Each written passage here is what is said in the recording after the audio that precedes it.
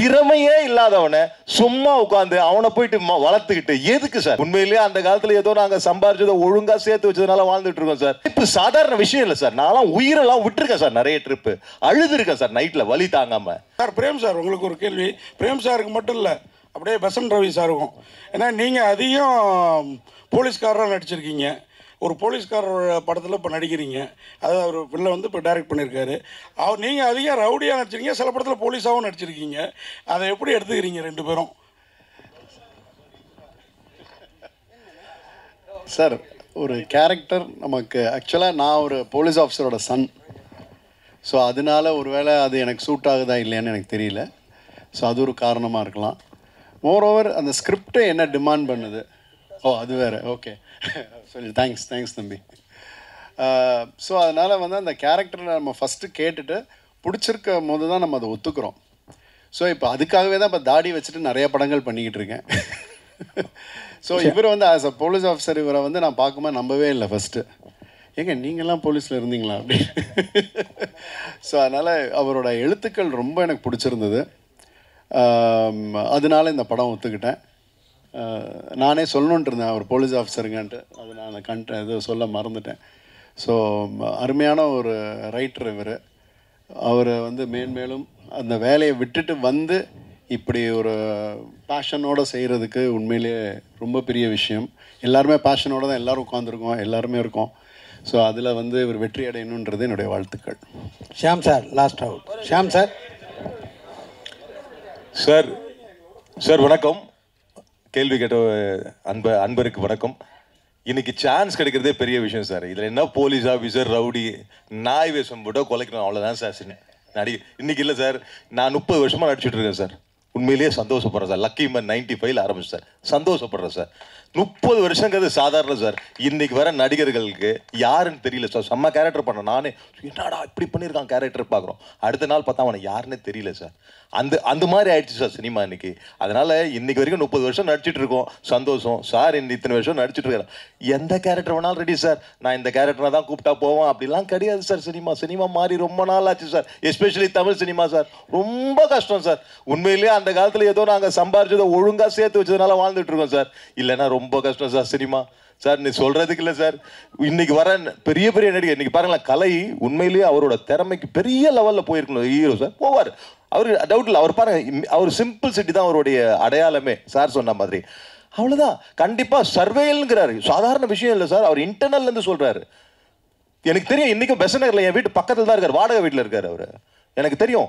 Survival அவ்வளோ கஷ்டம் இன்னைக்கு இருக்கிற விலைவாசி. உங்களுக்கும் கஷ்டம், எங்களுக்கும் கஷ்டம். எவ்வளோ சம்பாதிக்கிறோமோ அதுக்கேற்ற மாதிரி கஷ்டம். அதனால இன்னைக்கு சான்ஸ் கிடைச்சா பெரிய விஷயம். அந்த சான்ஸை கிடைச்சி அப்படியே போயிட்டே இருக்கும் சார். இன்னொன்று ஒரே ஒரு வேண்டுதலாக கேட்டுக்கிறேன். திறமையானவங்களை மேலே கொண்டு வாங்க சார். திறமை இல்லாதவனெல்லாம் மேலே கொண்டு வராதிங்க சார். தயவு செய்து சார். வேணாம் சார். நடிப்பு சாதாரண விஷயம் இல்லை சார். நான்லாம் உயிரெல்லாம் விட்டுருக்கேன் சார். நிறைய ட்ரிப்பு அழுது இருக்கேன் சார் நைட்ல வலி தாங்காம. சும்மா 30 வருஷமா நான் தமிழ் மட்டும் இல்லாமல் தெலுங்கு, கன்னடா, மலையாளம், ஹிந்தி, பெங்காலி வரைக்கும் நிறைய படங்கள் நடிச்சிருக்கேன் சார். எல்லா படத்துலையும் நடிச்சிருக்கேன் சார்.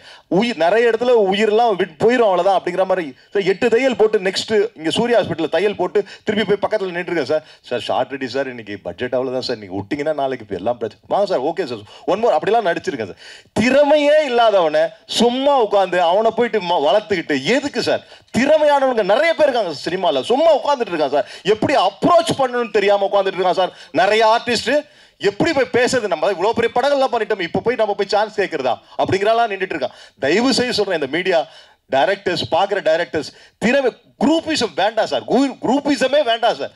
திறமையான அந்த காலத்தில் நடிக்கும் போது நாங்களாம் பெருமைப்பட்டோம் சார். இன்னைக்கு அப்படிலாம் இல்லை சார். இவங்க தான் சுருக்கிக்கிட்டாங்க சார் வாழ்க்கை. அப்படி இல்லை சார். திறமையான எல்லாரையுமே போடுங்க சார். உண்மையிலே நல்லா இருக்கும் சார் சினிமா. நாங்கள் சீரியஸாக சொல்கிறதா, இன்றைக்கே சொல்கிறேன். அந்த காலத்தில் எந்த பழக்க வழக்கம் இல்லாமல் ஏதோ ஒரு சேர்த்து வச்சதை வச்சு நான் வாழ்ந்துட்டு இருக்கேன் சார். இன்றைக்கி சினிமா வச்சு வாழ முடியாது சார். வாழணும்னா தயவு செய்து திறமையான ஆளுங்களை போடுங்க சார். திறமை இதுக்குன்னு வாழ்கிறவங்கள போடுங்க சார். புதுசாக ஒருத்தனை வந்து அவன் ஒன்றும் அவனும் பெரிய ஆளாகிறது இல்லை, இருக்கிறவனையும் பெரிய ஆளாக விடுறதில்லை சார். தயவு செய்து இதுக்கு ஒரு முடிவுக்கு நீங்கள் தான் சார் கட்டணும். Thank you all. ஒன்றும் பண்ண முடியாது சார். தடுக்கவே முடியாது. ரெக்வஸ்ட் நான் ஆர்டரே போடல சார். ரெக்வஸ்ட் பண்றேன் சார். வேற ஒண்ணுமே இல்லை சார். நான் ஆர்டரா சார் போடுறேன். தயவு செய்து திறமையான ஆளுகளை வளர்த்து விடுங்க. ப்ரொடியூசரா இருக்கட்டும், டைரக்டரா இருக்கட்டும், உங்களை மாதிரி மீடியா நீங்க தான் சார் பெரிய ஆளு. இன்னைக்கு எங்களை இப்படி பூதம் பண்ணி காட்டுறது நீங்க தான் சார். தயவு செய்து திறமை இல்லாதவங்களை வேண்டாம் சார். அவனுங்க வேலையை போய் பார்க்கட்டும் சார். ஐயோ பெரிய உலகத்துக்கே தெரியும். Thank you sir. Sir hello. டைரக்டருக்கு ஒரு கொஸ்டின். ஆக்சுவலி இந்த சென்சார் இங்கே இருக்கு. சென்சார் அப்படிங்கிறது வந்து மூவிக்கு நிறைய லிமிட்டேஷன் போட்டிருக்காங்க. ஆனால் விஷுவல் மீடியாவில் கப்பிள் விலாகாக இருக்கட்டும், சிங்கிள் விலாக்ஸாக இருக்கட்டும், சோலோ விலாக்ஸு, இதுக்கெல்லாம் எந்த சென்சார்ஷிப்பும் கிடையாது. ஒரு லிமிட்டாக எந்த லிமிட்டுமே இல்லாமல் வந்து அவங்க பாட்டுக்கு இஷ்டத்துக்கு அந்த விஷுவல் மீடியாவை யூஸ் பண்ணிகிட்டே இருக்காங்க. நீங்கள் எந்த லிமிட்டை கிராஸ் பண்ணும்போது அது உங்களுக்கே எரிச்சலாகி இந்த கதையை ரெடி பண்ணீங்க? எந்த லிமிட்னா ஆக்சுவலி அவங்க யூஸ் பண்ணுற லாங்குவேஜ் முதல்ல இப்போ பார்த்துங்க, சாதாரணமாக கெட்ட வார்த்தையை ரொம்ப சாதாரணமாக்கிட்டாங்க, நார்மலைஸ் பண்ணிட்டாங்க. முதல்ல கெட்ட வார்த்தை கேட்டால் கொஞ்சம் நம்ம முகம் சுளிப்போம். பட் இப்போலாம் பார்க்கும்போது நார்மல் ஆகிடுச்சு. அது சும்மா குழந்தைகள் கூட அதை ஈஸியாக கேட்குற மாதிரி இருக்குது. இதை பார்க்கும்போது இதை தாண்டி நிறைய விஷயங்கள் நடக்குது. இதை தாண்டி இதை விட மோசமான விஷயங்கள் நடக்குது. ஒரு பர்சனலான விஷயங்கள், பிரைவசியான விஷயங்களை கூட அவங்க வந்துட்டு கண்டென்ட் ஆக்கி போடுறாங்க. இதெல்லாம் பார்க்கும்போது எனக்கு இந்த மாதிரியான ஒரு கதை எழுதணும் அப்படிங்கிற ஒரு இன்ஃப்ளூயன்ஸ் பண்ணுச்சு.